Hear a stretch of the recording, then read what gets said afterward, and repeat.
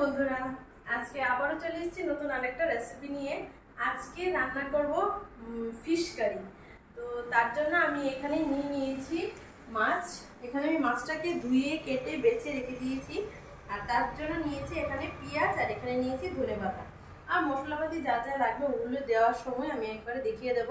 তো তার আগে আমি এবার উনুনটাকে জ্বালিয়ে নিচ্ছি। তো এখন আমি উনুনটাকে জ্বালিয়ে নিই।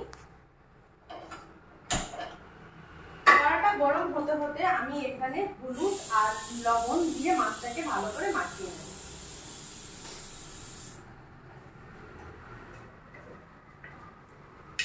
তো এখানে আমি লবণ দিয়ে দিচ্ছি 1 চামচের মতো,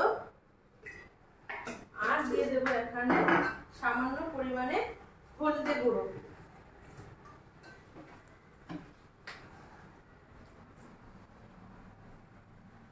এখানে আমি 1 চামচ লবণ আর 1 চামচ হলদে গুঁড়ো দিয়ে দিয়েছি। এবার এখানে আমি একটু দিয়ে দেবো সামান্য পরিমাণে কাশ্মীরি রেড চিলি পাউডার, যাতে মাছটা ভাজলে একটু লাল লাল হয় তার জন্য। তো এবার আমি মাছটাকে ভালো করে মাখিয়ে নেব। তার আগে কড়াটা গরম হয়ে গেলে আমি এতে তেল দিয়ে দেব।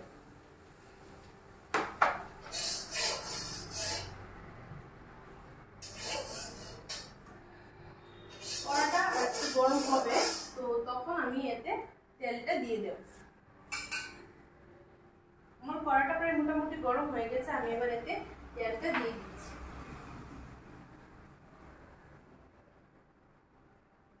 তেলটা গরম হতে হতে আমি মাছটাকে ভালো করে মাখিয়ে নেব।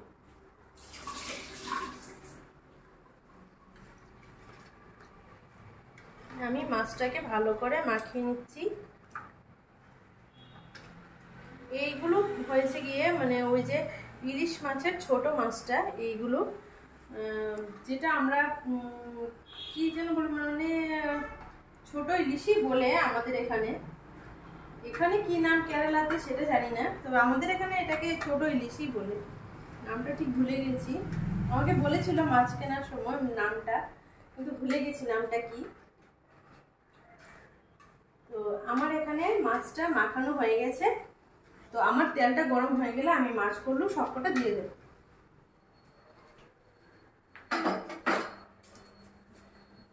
তেলটা প্রায় মোটামুটি গরম হয়ে গেছে। এবার আমি একে একে সবকটা মাছ এখানে দিয়ে দেব। এই মাছগুলো দিলে প্রচুর তেল ছিটকায়, একটু ভয় লাগে এই মাছগুলো দিলে।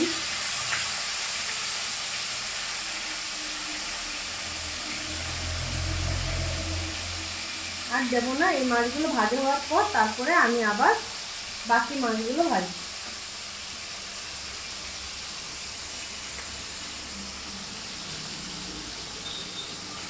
তো আমি বাটিটাকে ভালো করে ধুয়ে নেব, যেহেতু আমি বাটিটায় মাছগুলো তুলবো, তো তার জন্য আমি বাটিটাকে ভালো করে নিয়ে ধুয়ে নিই।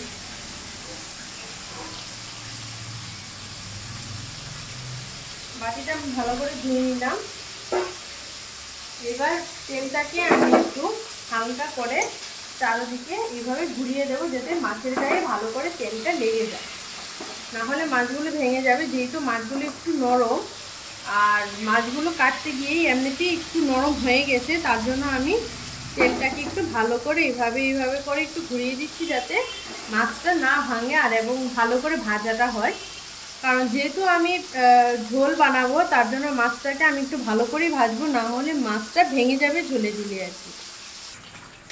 তো আমার এবার সবকটা মাছ ভাজা হয়ে গেছে, আমি এবার সবকটা মাছ তুলে নেব। তো তুলে তারপরে আমি এতে দিয়ে দেব পেঁয়াজ। যেহেতু আমি এখানে কারি বানাবো, তার জন্য আমি এখানে মাছগুলোকে ভালো করে ভেজে নিয়েছি। এবার আমি এই তেলেতেই আমি পেঁয়াজ দিয়ে দেব। আমি আর এক্সট্রা পেঁয়াজ দেবো না, বেশি তেল খাওয়াটাও ঠিক না। তো আমি এখানে পেঁয়াজটাকে আমি একটু মোটা মোটা করেই কেটেছি। এবার পেঁয়াজটাকে আমি ভালো করে ভেজে নেব। এতদিন আমি অনেকটা লং টাইম আমি ভিডিও দিতে পারিনি, তার কারণ অ্যাকচুয়ালি আমার মায়ের শরীরটা খুবই খারাপ ছিল। তো হসপিটালে ছিল, এখানে কেরালা মেডিকেল কলেজ হসপিটালে। তো কিডনিতে স্টোন হয়েছিল, অপারেশন হয়ে গেছে এখন। ঠাকুরের দয়ায় এখন কোনো অসুবিধা নেই আপাতত, তবে একটা স্টিক দিয়ে দিয়েছে, ওটাকে খুলতে হবে। তো সেই সব ঝামেলার জন্য আমি আর এখানে ভিডিও করাটা হয়নি, একটু খুবই ব্যস্ত হয়ে গেছিলাম। তো আশা করি এখন আবার রেগুলার ভিডিও দিতে পারবো। আর অনেকে আমাকে কমেন্টস করে যে আমরা নন ভেজ, আমরা ভেজ খাই। অনেকেও কমেন্টস করে ওরা ভেজ, অনেকেও কমেন্টস করে নন ভেজ। তো আমি বলবো যারা নন ভেজ ওরাও ভিডিওটা একটু দেখবে, আর যারা ভেজ ওরা কষ্ট করে একটু শেয়ার করে দেবে, যেহেতু ওরা পছন্দ করে না। তো আমার এখানে পেঁয়াজটা ভাজা হয়ে গেছে, আর এবার আমি এতে একটু জল দিয়ে দেবো পেঁয়াজ ভাজাটার মধ্যে। এখানে আমি 2 কাপের মতো জল দিয়ে দিয়েছি। এবার আমি এতে দিয়ে দেব একটু লঙ্কার গুঁড়ো আর একটু হলদি। সবার আগে আমি দিয়ে দিচ্ছি এখানে সামান্য পরিমাণে হলদি গুঁড়ো, আর এখানে দিয়ে দেব 1/2 চামচ লঙ্কা গুঁড়ো, আর এখানে আর কিছু দেবো না। এবার আমি এটাকে ভালো করে একটু মিশিয়ে নেব। এবার আমি একটু লবণ দেব স্বাদ অনুযায়ী। এখানে আমি যেহেতু মাছটা ভেজেছিলাম তখন একটু লবণ দিয়েছিলাম, তার জন্য এখানে আমি অল্প পরিমাণে একটু লবণ দিয়ে দিচ্ছি, 1/2 চামচের মতো। এবার আমি এটাকে ভালো করে একটু নাড়িয়ে একটু জলটাকে ফুটিয়ে নেব। এখানে আমি কোনো প্রকারের মশলা দিইনি, জিরে ধনে কোনোটাই আমি এতে দিইনি। এবার আমি এতে দিয়ে দেব মাছটা। এখানে আমি মাছটাকে দিয়ে দিব যাতে ঝোলের সাথে ভালো করে মিশে যায়।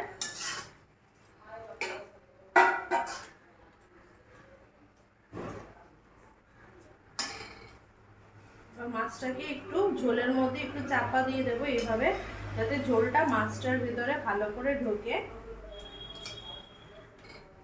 এর উপরে আমি দিয়ে দেবো একটু ধনে পাতা।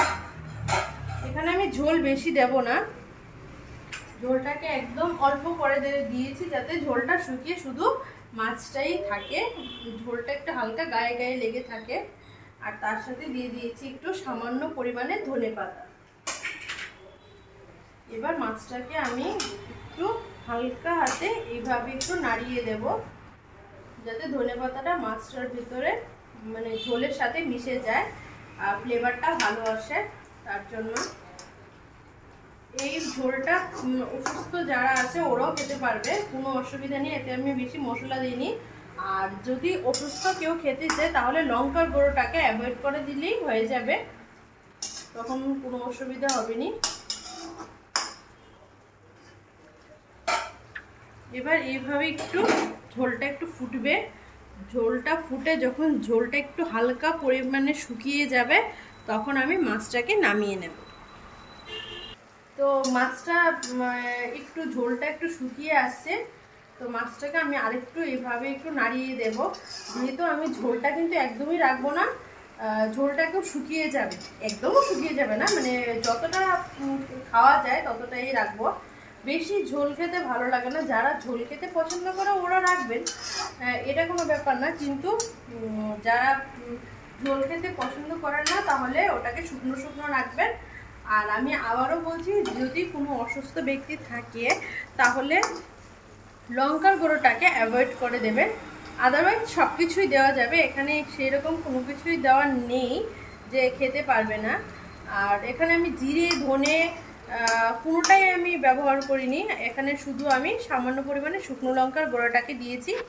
আর আপনারা চাইলে শুকনো লঙ্কার পরিবর্তে কাঁচা লঙ্কাটাকেও ইউজ করতে পারেন, তাহলে কালারটা একটু মানে লালচে হবে না, একটু সাদা সাদা কালার হয়ে থাকবে যদি আপনারা কাঁচা লঙ্কাটা ইউজ করেন। আর অনেকে পেঁয়াজের বদলে 5 ফোড়ন দিয়েও খেতে পারেন। অনেকে আছে যারা পেঁয়াজ খেতে পারেন না বা পেঁয়াজ খেতে চান না, ওরা 5 ফোড়ন কিংবা কালো জিরে কিংবা মেথি ওইসব দিয়ে ফোড়ন দিয়েও খেতে পারেন, তাতেও কোনো অসুবিধে নেই। আর যার যেভাবে পছন্দ সেভাবেই রান্না করতে পারে, তবে মাছ যেহেতু একটু পেঁয়াজ দিলেই ভালো লাগে। আর যারা পেঁয়াজ খেলে অনেকের হয়, আমি শুনেছি পেঁয়াজ খেলে নাকি অ্যাসিড হয়ে যায় আর ঢেকুর ওঠে, তো তার জন্য আমি বলবো যদি পেঁয়াজ খেতে প্রবলেম হয় তাহলে আপনারা 5 ফোড়ন কিংবা ধনে, এরকম গোটা ধনে আছে 4-5টা ধনে তেলের মধ্যে দিয়ে দেবেন, তাহলে হয়ে যাবে। তো আমার রান্নাটা আজ পুরো মানে হয়ে গেছে, মাছের রান্নাটা পুরোটাই কমপ্লিট। তো আজকের জন্য এ পর্যন্তই, আবার দেখা হচ্ছে নতুন আরেকটা রেসিপি নিয়ে। তো আজকের জন্য টাটা।